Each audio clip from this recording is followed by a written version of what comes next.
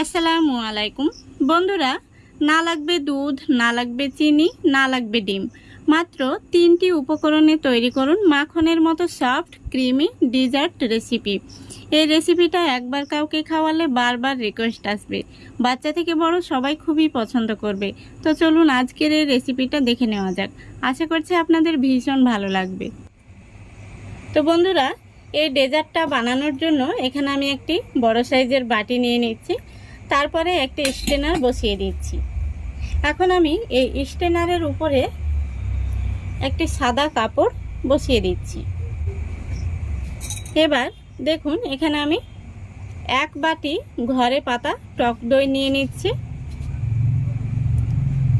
এখন আমি কাপড়টাকে এইভাবে একটু পেঁচিয়ে নেব।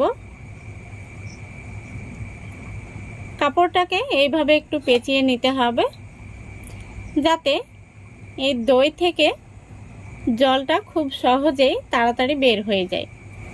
তারপরে এখানে আমি একটি ভারী কিছু দিয়ে দিচ্ছি এইভাবে।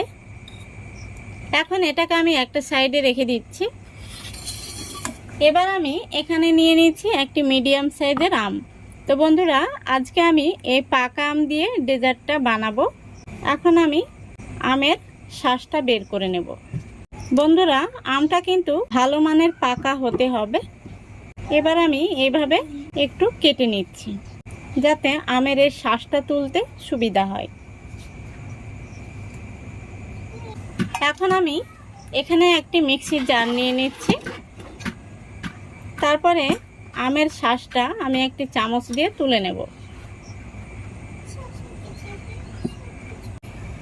দেখুন বন্ধুরা, আমের পুরো শাঁসটা আমি নিয়ে নিয়েছি। এখন আমি ঢাকনাটা লাগিয়ে খুব সুন্দর করে একটি পেস্ট বানিয়ে নেব।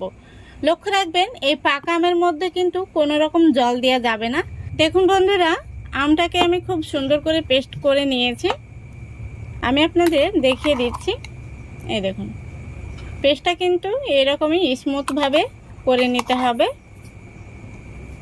এখন আমি এই আমের পেস্টটাকে একটা সাইডে রেখে দিচ্ছি। এখন আমি এখানে নিয়ে নিচ্ছি একটি মিক্সিং বোল। এখন আমি এই জল ঝরানো দইটা এই মিক্সিং বোলের মধ্যে নিয়ে নেব। এই দইটাকে একটি হ্যান্ডউইচ দিয়ে খুব ভালো করে ফেটে নেব।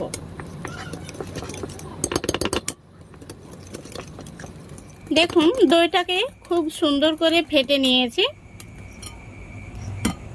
এখন আমি এর মধ্যে দিয়ে দিচ্ছি 1/2 কাপ কনডেন্স মিল্ক।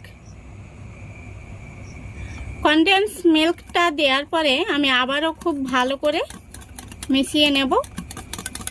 দেখুন খুব ভালো করে মিশিয়ে নিয়েছি। এখন আমি এর মধ্যে দিয়ে দেব যে আমের পিউরিটা আমরা পেস্ট করে রেখেছি সেটা।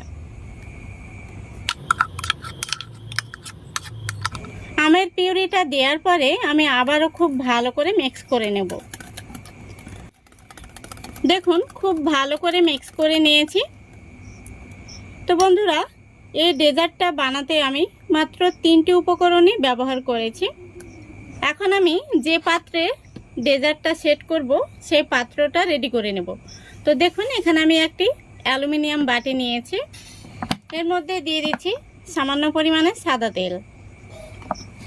একটি ব্রাশ দিয়ে তেলটাকে খুব সুন্দর করে বাটির মধ্যে লাগিয়ে নিতে হবে। এখন আমি এর মধ্যে একটি সাদা কাগজ দিয়ে দেব। কাগজটা দেওয়ার পরে উপর থেকে এভাবে একটু তেল ব্রাশ করে নিতে হবে। দেখুন বন্ধুরা, বাটিটা কিন্তু আমার রেডি হয়ে গেছে। এখন আমি এই বাটির মধ্যে ডেজার্টের ব্যাটারটা দিয়ে দেব। এইভাবে স্প্যাচুলা দিয়ে উপরটা সমান করে দিতে হবে। দেখুন খুব সুন্দরভাবে আমি সমান করে নিয়েছি। এখন গ্যাসের চুলায় আমি একটি কড়াই বসিয়ে দিয়েছি আর কড়াইয়ের মধ্যে দিয়ে দিচ্ছি একটি টিস্যু পেপার। টিস্যুটা দেওয়ার পরে আমি ডেজার্টের বাটিটা বসিয়ে দিচ্ছি। এবার এক সাইড থেকে আমি দিয়ে দিচ্ছি জল। জলটা এমনভাবে দিতে হবে জলটা যখন ফুটবে তখন যেন বাটির মধ্যে না আসে। এখন আমি উপর থেকে একটি ঢাকনা দিয়ে দিচ্ছি। তারপরে কড়াইয়ের ঢাকনাটা লাগিয়ে দিলাম। এবার আমি গ্যাসটা অন করে দিচ্ছি আর গ্যাসের ফ্লেমটা মিডিয়ামে রেখে পুরো 15 মিনিট জাল করে নেব। তাহলে আমাদের এই ডেজার্টটা রেডি হয়ে যাবে। দেখুন বন্ধুরা, পুরো 15 মিনিট হয়ে গেছে। এখন আমি গ্যাসটা অফ করে দিচ্ছি। এবার ঢাকনাটা খুলে দেখে নেব।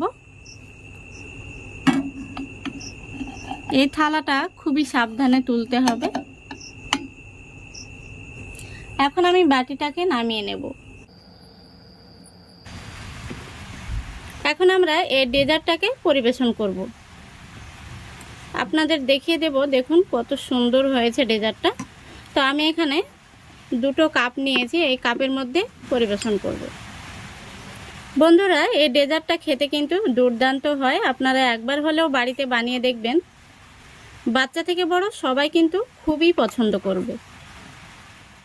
এখন উপর থেকে দিয়ে দিচ্ছি কিছু বাদাম কুচি।